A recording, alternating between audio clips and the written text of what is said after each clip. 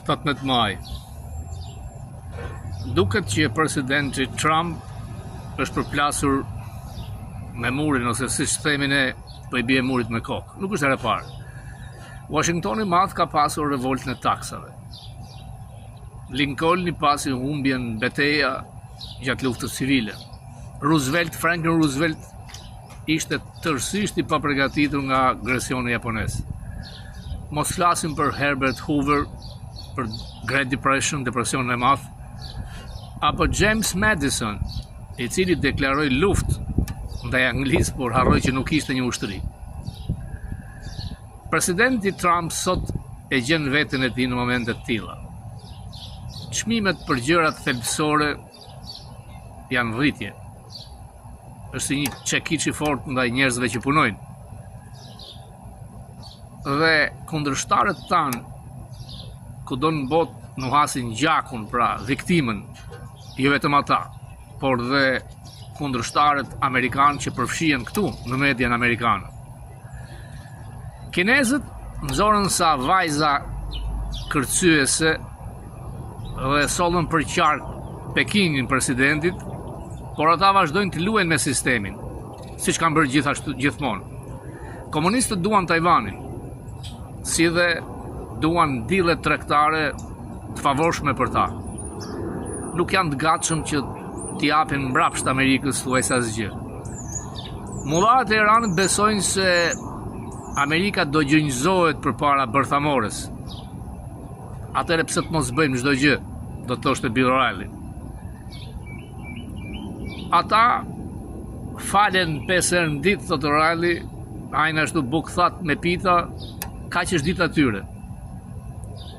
Ndërkohë që Putin vazhdon të vras në Ukrainë njerëz civil, për asgjë. Duket që bota është si një trup që po enjtet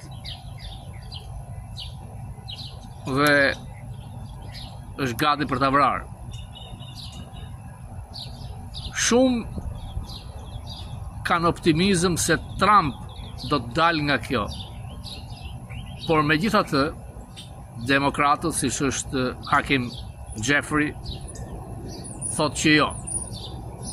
Gjithashtu senatori Charles Schumer vazhdon të mos jetë nga krau presidenti Trump. Dhe Putin dhe Xi, komunisti kinez, mendojnë që Jeffrey dhe Schumer do të jenë në pushtet vitin tjetër. Në këtë pikë që është presidenti Trump, duhet të arrijë disa fitore. Ndryshe do të fitoj Hakimi dhe Chaku. Dhe kjo do të na lërë me 4 kundërshtar, Putin, Xi dhe këta 2 brenda Amerikës. Mundet që të hapet disi Hormuzi. Kështu që nëndori ka probleme për presidentin Trump. Por ai duket se kontrollon Partinë Republikane. Po ta shikosh me vëmendje, në Louisiana ka pasur primary. Cassidy, një nga senatorët eloquent, por që ka votuar për shkarkimin e presidentit Trump në Senat, ka humbur primary, sepse Trump ka mbështetur një kandidat e femër. Duhet parë me të dyja krahët. Mund të krijojë problem sepse një senator I moderuar që ka votuar kundër Trump mund të marrë vota nga independentët, por dhe nga demokratët. Sa më shumë ekstremistë që mbështesin Trump rrezikojnë mbajtjen e Kongresit, e Senatit. Në Kongres ka filluar betejë e rindarjes të distrikteve mbas vendimit të gjykatës të lartë supreme. Shumë më kanë pyetur që si e shikon vizitën e Trump në Kinë. Më e rëndësishmja nga të gjitha është që Trump shkoi në Kinë dhe u takua me komunistin kinez. Kaq. Kinezët, siç do thoshte Bill O'Reilly, they play the system. Nuk mbajnë fjalë. Mashtrojnë. Vjedhin pasurinë intelektuale, teknologjinë amerikane. Por e kanë parë se çfarë disfatash kanë pasur armatimet e tyre kundërajrore si në Venezuelë dhe në Iran. Kinezët janë mashtrues, vazhdojnë rreth 5 miliard dollar armëtime i dërgojnë Iranit, edhe pse Trumpit i thanë që do t'ju ndihmojmë, siç tha ai. Nuk u arrit ndonjë marrëveshje midis komunistit Shi dhe presidentit Trump, pati vetëm premtime.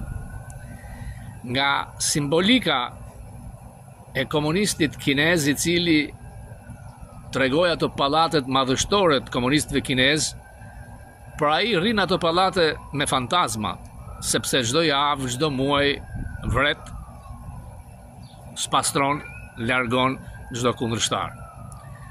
Nuk doli ta priste Trump tek dera e avionit. Ishte simbolike.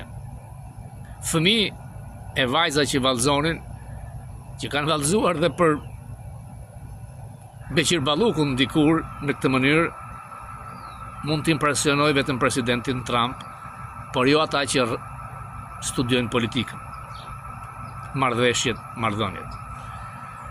Trump, megjithatë, nuk duket se lëshoi ashtu siç kërkonte kinezi. Për Tajvanin, ai do të marrë vendime sepse janë 11 miliard dollar armatime të marra, të cilet nuk kanë shkuar. Do të ishte gabimi i parë strategjik i tij.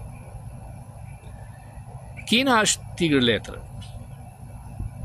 Kina ka 1.4 miliard banor dhe pa tregun amerikan vdes, sepse nuk paguan dot, fabrikat punojnë për tregun këtu. Shi është një diktator, edhe pse Trump nuk e thot. Është vazhduesi i Macedonit, përgjegjës për 70 milion kinez të vrarë në genocidi më i madh. Rritja ekonomike ka rënë. Ka një bubble tek real estate, qytete fantazma bosh. Ka rritje papunësie, ka pasur protesta. Dhe është larguar nga filozofia e zgjuar Deng Xiaopingit, duke kthyer tek planet 5 vjeçare të Mao Zedongit, pra duke kthyer moralit komunist. Shia e shikon si dekadent perëndimin. Deng Xiaoping ishte i zgjuar, mos t'ju marrim anët dekadente për të marrim pozitive në atij sistemi, tregun e lirë, ekonominë e tregut lirë. Në pamje të parë, një vend komunist me treg lirë duket që si funksionon. Sepse duhet kuptojmë që oligarkët kinez, pra Elon Muskët kinez, nuk dalin dot sipër byros politike. Kina është vend komunist, por që ka hapur ekonominë e tregut, por janë komunistët, korrupsioni i madh që kontrollon atë vend. Produktiviteti amerikan, një punëtor amerikan është sa 6 punëtor kinez në produktivitet. Kina ka një ngjashmëri me Greqinë. Greqia nga dita që ka shpallur pamërsinë dhe deri sot e ka trefishuar pushtetin e saj. E njëjta gjë ka ndodhur dhe me Kinën. Mesazhi i gabuar do të ishte në qoftë se do të shitej Tajvani. Nuk besoj, sepse Kina ka që në kohën e Nixonit që flet me këtë gjuhë për Tajvanin, por nuk ka guxuar ta marrë. Në 2049 është 100 vjetori i revolucionit komunist kinez dhe ata duan që ta kenë Tajvanin pjesë të tyre. Në këtë geopolitik, çfarë ndodh me Surrelin, me palloshën e Surrelit? Është në panik. Ka anuluar mbi 28 kulla të mëdha, ai e di sepse. Unë e di që shqiptarët janë të zhgënjur kur shikojnë lëtyra ligavec në për ekrane. Janë 3 lindat monstroze, përbindshët, gjakpirset, vjedhset, kusaret, anti-shqiptaret. Sa herë që flas me ambasadorin Bolton, mikun e Focus, kur dua ta pyes se si po shkon gjyqi, sepse Trump e ka hedhur në gjyq, ambasadori më thotë jo, kam order nga xhaxhi e gjykatësit mos flas. Këtë duhet bëj gjykata në Shqipëri. Të mos lejoj të dalin dhe të blejnë me $100,000 emisionin në kanale që kanë licencë kombëtare. Kontrolloni telefonatat e të dy krave mediokre që kryen intervistat, sa është kalesa e pagesave. S'pak nuk duhet flerë, sepse Rama përgatitet që 3 përbinshet, lindën e Surelit, lindën e tuneleve dhe lindën e Akshit, ta shpëtoj me kozmetikën e lëtyrave të medias, të shitura, të blera, të dhënuara, të botoksuara në mënyrë skajore. Bravo i Spakut ka fjetur shumë. Dumani pati tym.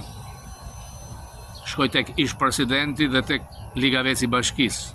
Radha është e Ramës. Rama nuk luan sha, po luan dam. Ose do dorëzoj lindën e tuneleve me lidhje kriminale, ose familjarët e tij do të jenë në ngrepat e Spak. Fundi Ramës është pas prangave. Ai mund synoj të ndryshojë dhe kushtetutën, por duhet kërkojnë ndihmë te lukerzës grek, sepse shqiptarët kushtetutën nga grekët e kanë realizuar dhe pse referendumi nuk ka kaluar. Kandili i tij ka kohë që ka nisur shumë.